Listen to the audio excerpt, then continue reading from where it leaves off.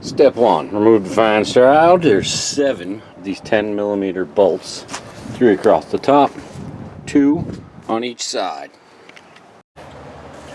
Then we very carefully remove the fan shroud, like so. Then we're going to remove all these banjo clamps and the hoses. I'm going to take my hose completely off so I can examine the hose and make sure that everything's nice and clean, so when we put it back together, everything's going to seal.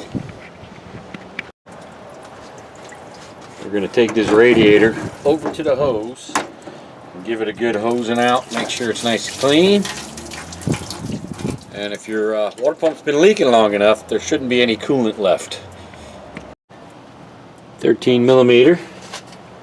We'll get these fan bolts off, and hopefully your engine won't spin.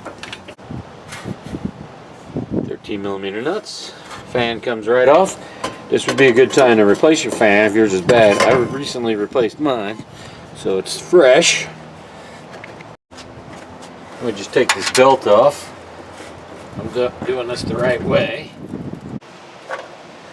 That'll get you the pulley off. This pulley's looking pretty well worn, and if you examine your bolts real close too, I can see that these are pretty beat up. So at some point, I think this pulley was loose and rattling around on that water pump. Alright, this is the interesting part. All the accessories are metric, but since this is an old school engine, these are all American standards. And look, these two are very easy. These two are easy to get to, but you gotta get this one bracket out of the way. No big deal. You'll have to use the double nut technique. Plan on reusing these studs. Lock these two together, and we'll see. I went and got all new hardware just because that old stuff was so galled up. Harbor Freight for the win. Look at that. These used to be like $1.99. They're like $6 now.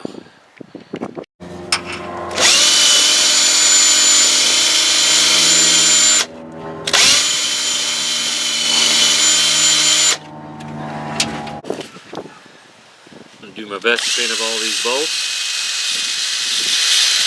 Try to get all that thread nice and clear. If I can get this in the camera view.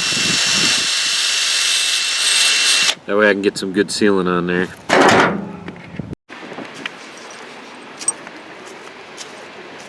Nice and clean. I'm using ultra black.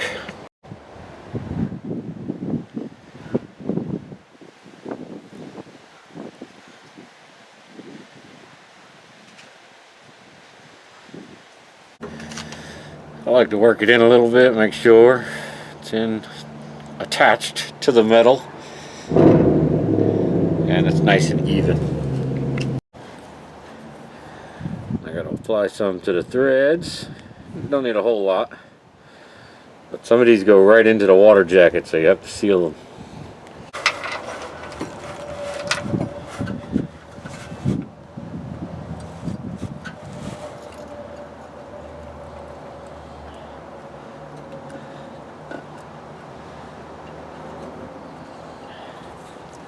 That one started.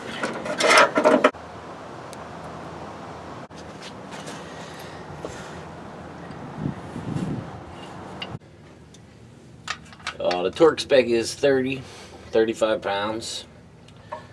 Like my friend Dave would say, gotta make it German tight, Guten tight.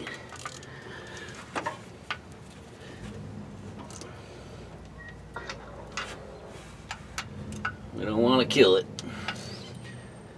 We just want the bolt fully engaged under a slight stress, under a bit of tension.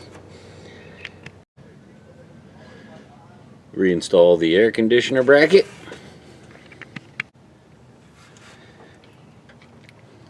Okay, torque down. Water pump pulley.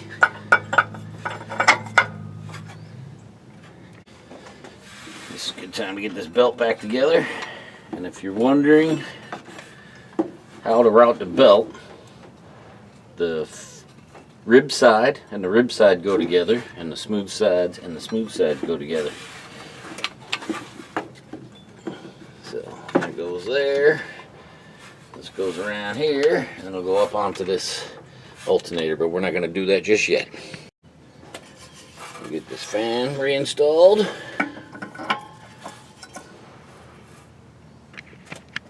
And before we go too far, we want to reinstall this lower radiator hose. We still have good access to all the banjo clamps. And this thing is a little tricky to get in here. And this protector right here is to save the hose. So hopefully you have this. It saves the hose. Can you see that? This nylon protects the hose from abrasion against the frame. I don't know why they touch, but they do. Alright, this is the hardest part of this whole job. We'll get that tension back on the belt, and that'll hold the fan good and sturdy so we can finally tighten up those bolts.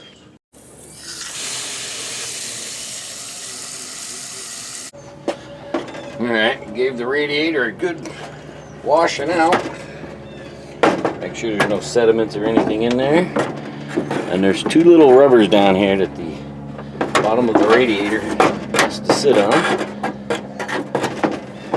It's very important we get those where they're supposed to be to isolate the radiator from the chassis. Get this lower radiator hose snugged up. We'll reinstall these hoses. It's for the heater core, and this one's for the overflow or the expansion tank. I'm putting the upper fan shroud on before the top radiator hose because it's just much easier not having the radiator hose in the way. Replacing our 10mm bolts.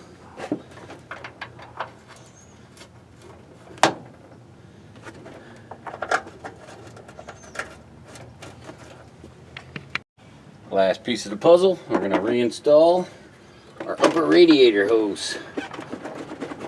See, it's much easier to do this fan shroud in and out without the hose in the way. Okay, let your engine idle until it stops bubbling. I let it idle long enough to where this starts getting hot, then I know the thermostat's open. I got everything out. Put this lid on, let it cool off. Then I drive it again, this time getting it up to temperature. What happens is everything expands, fills into this tank. You'll see that go rise because everything's expanded, and then when it cools, it goes back down. But what happens is any air bubbles remaining every time you drive expands, bubbles blow into here, and what returns is coolant. So it's important to keep that at its proper level. And there you go. And what I do is after I burped it, then I'll drive it again, get it up to temperature, and make sure we're not leaking anywhere. No hose clamps, anything. And that's it. We're good to go. Hopefully we'll get 100,000 miles out of this replacement water pump.